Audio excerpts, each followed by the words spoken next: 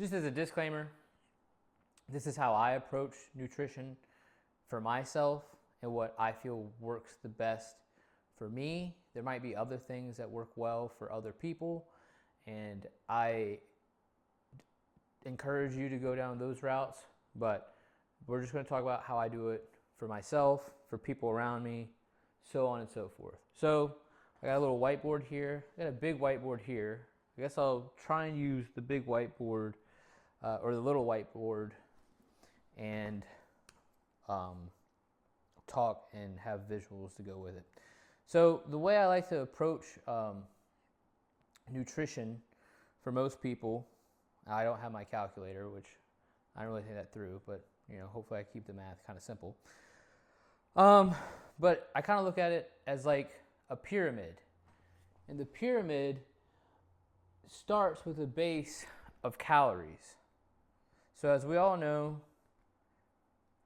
calories are really the main mechanism that's going to help you either gain or lose weight. So say you are eating a diet of 2,000 calories, or you're burning 2,000 calories a day, Say you're burning 2,000 calories a day, and if you want to gain weight, most of the time the recommendation is to have an additional 500 calories to gain, or to lose, you want to have negative 500 calories. So if you're burning 2,000 calories, if you want to gain, you need to take in 2,500 calories. And if you want to lose weight, you should come down to 1,500 calories.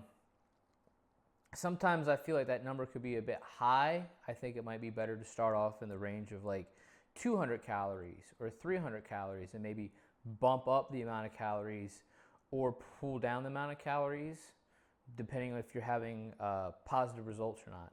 But calories go at the bottom of what we'll call the pyramid. So like I said, the amount of calories that you have the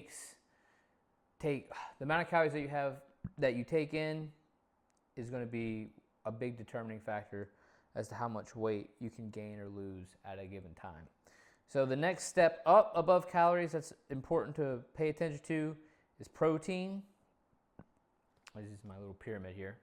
So protein is important, as you want to have as much protein as you can to build muscle or maintain muscle mass. Most of the time the recommendation is about 0.8 grams per 1 kilogram of body weight, which is pretty good, but most of the time we push it up. So most of the time we're at 0.2 kilograms per 1 kilogram of body weight, which really, if you do the math, it's pretty close to actually 1 gram of protein per pound of body weight. So I'm going to write that next to the protein. So I'm going to say 2.2 grams per kilogram body weight. I mean, that's the standard recommendation. And the reason that it's good to do that is because you want to have the proper amount of protein so your body can go through all the processes that it needs to go through. So every 2 hours, our body goes through protein synthesis. And as our body's going through protein synthesis, we feed ourselves protein, and the protein comes into our bodies, and it does all the bodily functions that it needs to do. And then once it gets done doing all the bodily functions, whether it be going through organs or helping out with bone, so on and so forth, once it's done all of that, whatever protein is remaining is what's actually used to help build muscle. So that's why it's important to have the proper amount of protein in, because if you don't have the proper amount of protein, everybody's going to say you're not going to build muscle. But a big reason as to why you're not going to build muscle is because a lot of the times the protein is going to be utilized for other things in the body before it gets utilized for building muscle mass. Hopefully that makes sense. Above that in the pyramid, you're going to have carbs. Carbs is a big one that kind of gets frowned upon. Everybody says you need to reduce carbs and so on and so forth. I don't really subscribe to that. I've taken a lot of carbs as it's a good energy source. It's when you start to have too many stored carbs that's the problem. So when you have too many stored carbs, they're just going to convert over into from glucose to glycogen. Then once it becomes stored glycogen, it will then become fat. So if you're not taking in the carbs and doing something with the carbs, then yeah, I mean, it's going to be not a positive thing. But if you're taking in the carbs and doing something with the carbs, i.e. working out, utilizing them, doing anaerobic or aerobic fitness things, then you're going to be good to go. And usually the recommendation for carbs is going to be 3 to 5 grams per kilogram of body weight. And I think that that's a pretty good recommendation. That's about what I think I stick to. I'm pretty sure. Yeah, I have about, on the upper end of that, I have about 400 grams of carbs a day. So that just goes to show, like, I don't think a low carb diet is just going to be this end all be all to like helping you burn fat or so on and so forth. I think where the carbs are coming from is going to be very important, and the lifestyle that comes with the carbs is also going to be important. Above that is fats in the pyramid. I think fats is a very important one. The way I usually do the nutrition for my people is I'll program in the carbs after the calories. I'll program in the calories, then I'll program in the fat, then I'll program in the carbs, and then whatever remaining calories I have left, I'm going to use for fats. Fats is a pretty big deal. I mean, it's important to have fats. Obviously, there's like a lot of fat sources that could be positive, and probably more so that are negative. And I think usually we as a culture start to like really enjoy the negative side of the fats.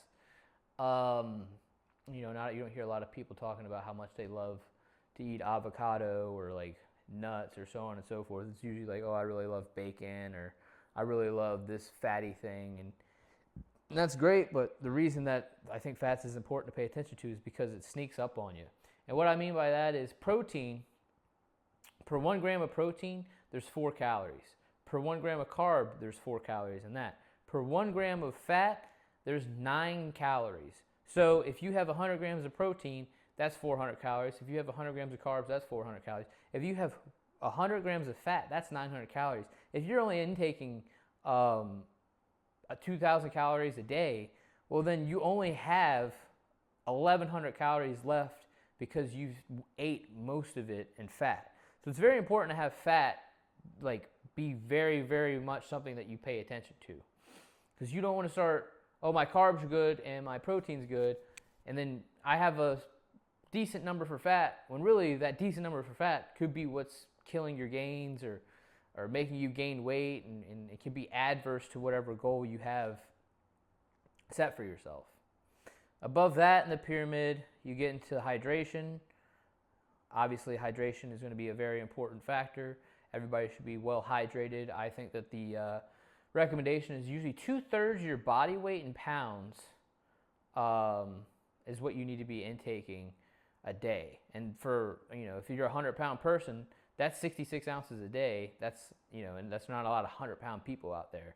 So anybody who's, going around bragging about, oh, I've had a half a gallon of water, unless they're 100 pounds, they really haven't hit the recommendation that they need to hit, So that's something to also pay attention to. 2/3, So I always try and get about a gallon in a day. I think that could be a bit overkill for most people, but generally speaking, I don't think that that's a bad number to aim for. And then at the very top, the last thing you want to look at in the pyramid would be supplementation. And the reason that supplementation is one of the last things that you want to look at is because if you have a decent calorie amount, a decent macronutrient makeup, so on and so forth, you should be hitting the proper amount of micronutrients in a diet to hopefully not need supplementation. Now, there's certain supplementations that you're going to need. Sorry, just got something in the chat. Say hey. There's certain supplementations that you're going to need. Like a good example is like, it's not a bad idea to always have a multivitamin. Also, like potassium. That's another good one, because people always talk about, I've had a banana, or I have, bananas every day. I can't remember the exact math, but I do know that the amount of potassium that's in one banana might be like, 400 milligrams of potassium, when like the daily intake might be 4,000. So even if you're having a banana, the amount of bananas you would have to get in the amount of recommended value would be insane. Nobody would want to eat that amount of bananas. So this is the pyramid. You know, this is how it looks. So like I said, you want to start with calories. Then from the calories that you have, you want to break it down into how many grams of protein. Then you want to break it down into how many grams of carbs. Then you want to break it down into how many grams of fat. Then hydration, always 2/3 body weight is a pretty good recommendation, or 66% of your body weight. Then you want to go into supplementation. All right, what things am I deficit in? What might I need help on to make this diet more robust for myself? So how does it look when I do this for somebody?